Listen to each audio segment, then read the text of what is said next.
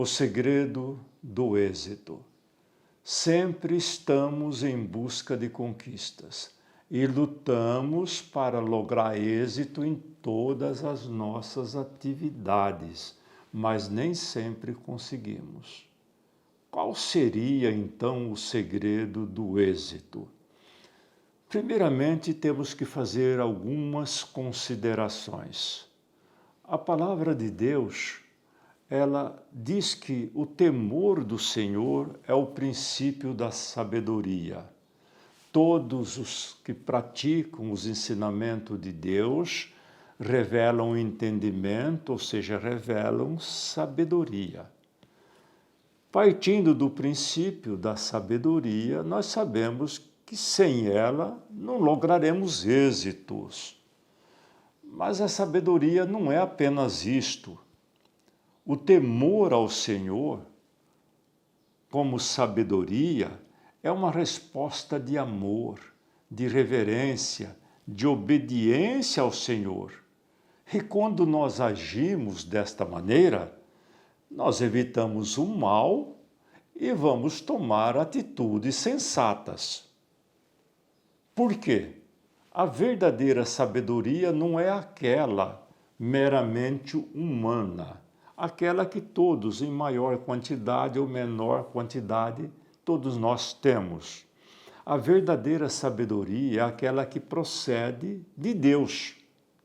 Olha o que a Bíblia diz na carta que o apóstolo Tiago, ele escreveu, uma carta universal. Ele disse: mas a sabedoria que vem do alto é antes de tudo pura, depois é pacífica, amável, compreensiva, cheia de misericórdia e de bons frutos, imparcial e sincera. Isso está no capítulo 3, versículo 17. Então é mais que conhecimento, é mais que discernimento, é mais que entendimento. Quem teme ao Senhor reconhece que Ele é a única fonte de conhecimento, é a única fonte de ciência, é a única fonte de sabedoria, é a única fonte de vida. Por meio dele, as nossas escolhas serão certas. Ele é a fonte que nos protege contra os laços da morte, garantindo satisfação, longevidade e a eternidade. Portanto, é um gravíssimo erro permanecer a vida toda apenas em busca de bens materiais.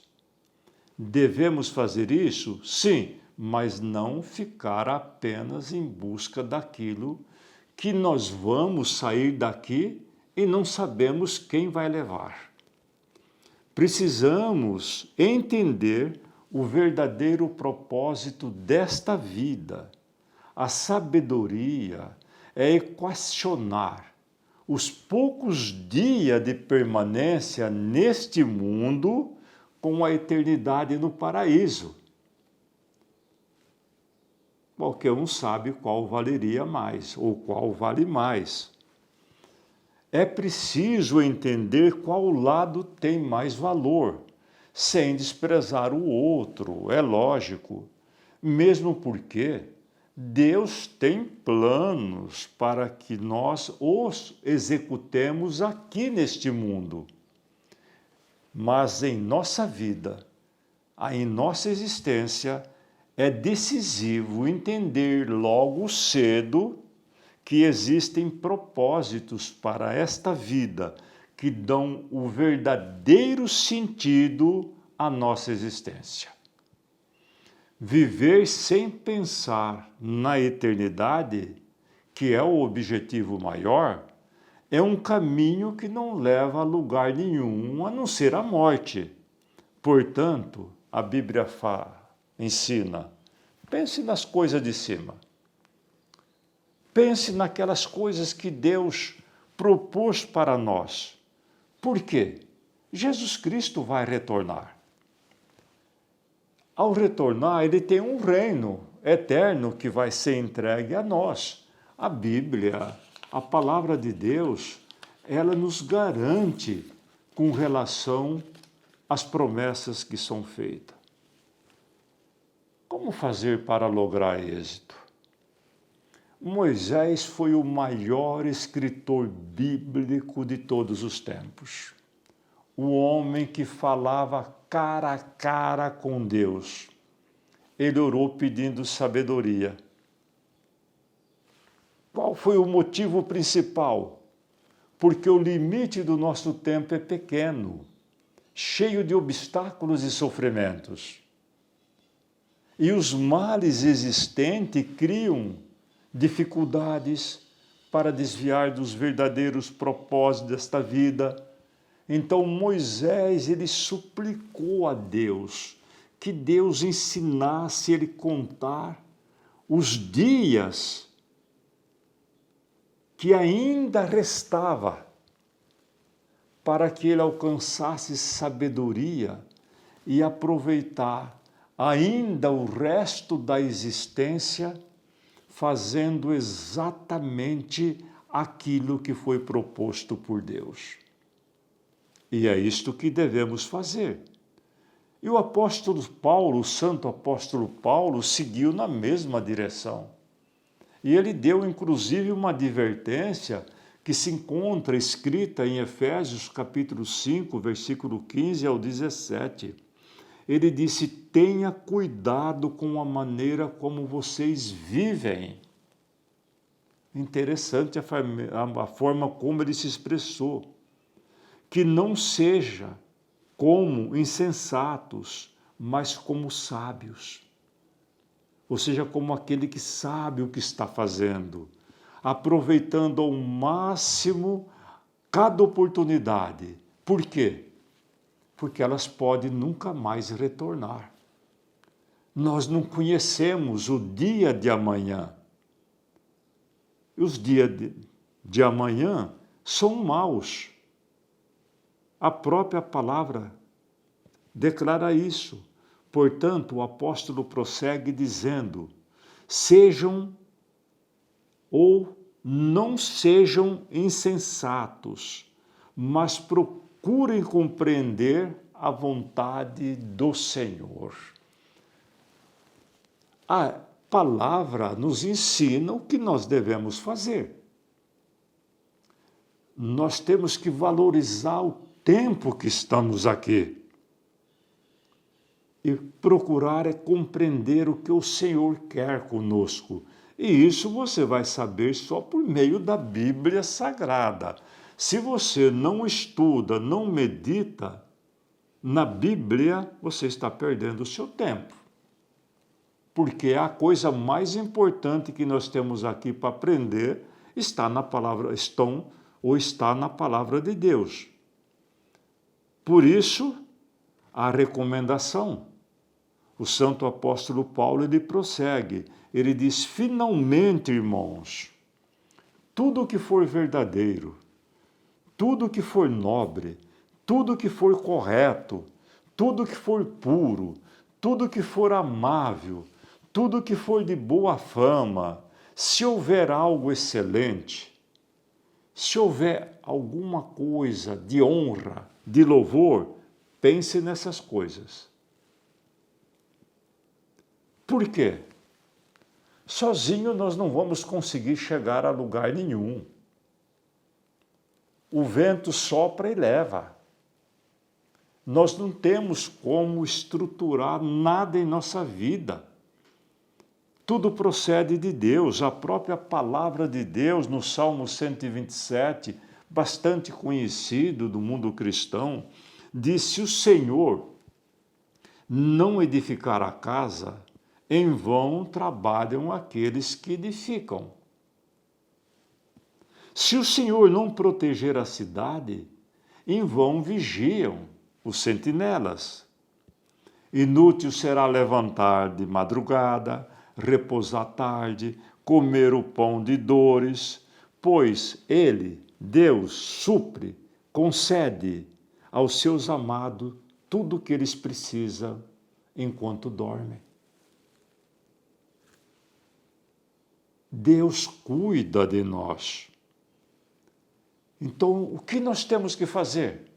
Edificar a nossa vida sobre os fundamentos apostólicos, sobre os fundamentos dos profetas, sobre os fundamentos lançados pelo próprio Jesus Cristo.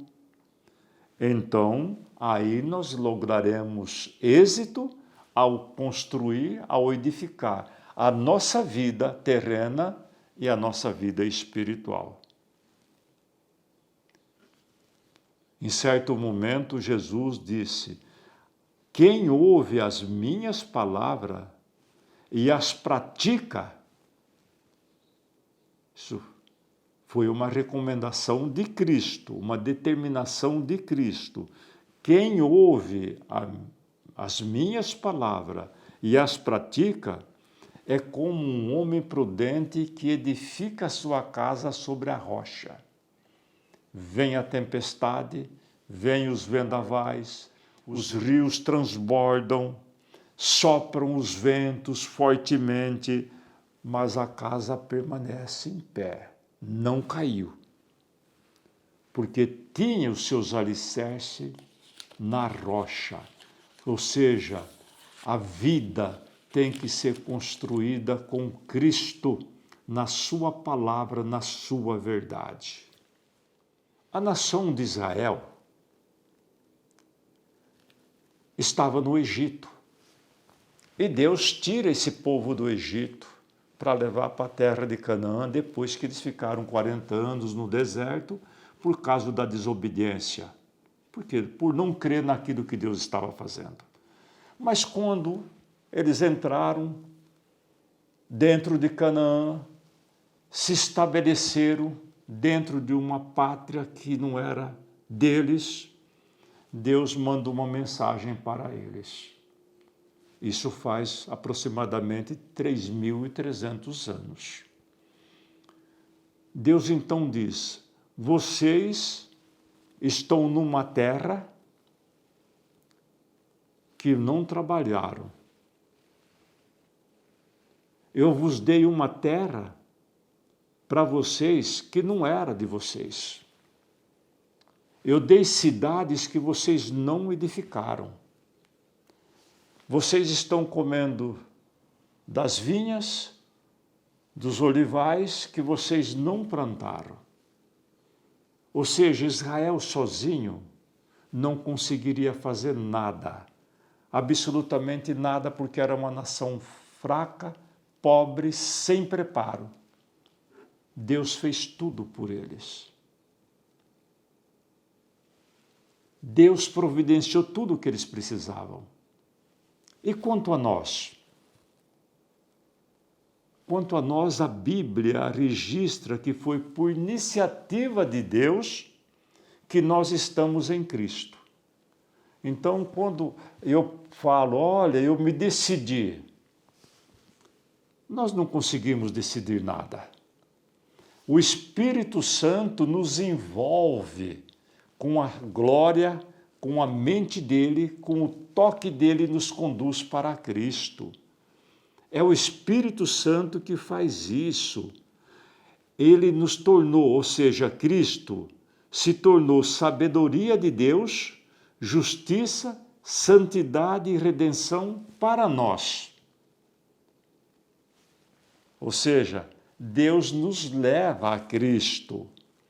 E aquilo que lhe é sabedoria de Deus, justiça, redenção, é colocado à nossa disposição e nós não fizemos nada.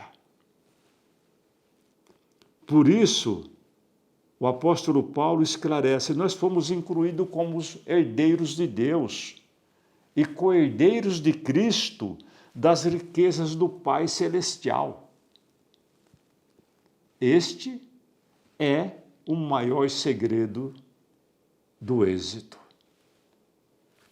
Partindo do momento que Cristo fez tudo por nossa vida. Agora eu poderia ainda dizer, Jesus Cristo fez tudo para nós, mas ainda não é o suficiente para que eu tenha êxito. Interessante, né? Mas se ele fez tudo, por que ainda não é suficiente? Porque o êxito que nós precisamos conseguir depende das respostas que daremos durante a nossa existência, como nos relacionamos com as verdades que Cristo colocou à nossa disposição. É como um pai que deixa riqueza, bens ao seu filho, mas ele joga tudo para os ares. Não valeu nada. Deus fez tudo por nós, mas para que nós venhamos realmente lograr êxito, depende da resposta que darei ou daremos em relação àquilo que Cristo fez durante toda a existência que estaremos aqui. Como nos relacionamos com a verdade da palavra de Deus, com a Bíblia Sagrada? Qual é o meu relacionamento com a palavra de Deus? Portanto, eu deixaria uma orientação bíblica para vocês. Tema a Deus. Guarde os seus ensinamentos. O ensinamento de Deus está na Bíblia Sagrada. Porque Deus vai trazer a juízo tudo que nós estamos fazendo, sejam coisas boas ou ruins. E Deus vos ilumine. E Deus ilumine a todos.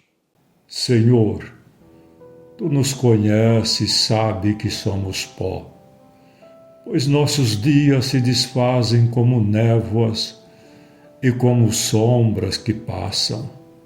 Só teremos êxitos em nossas lutas se o Senhor estiver conosco. O limite do nosso tempo é pequeno, cheio de obstáculos e sofrimentos. Examina o nosso andar e o nosso deitar, e nos ensina a contar os nossos dias, para que alcancemos sabedoria.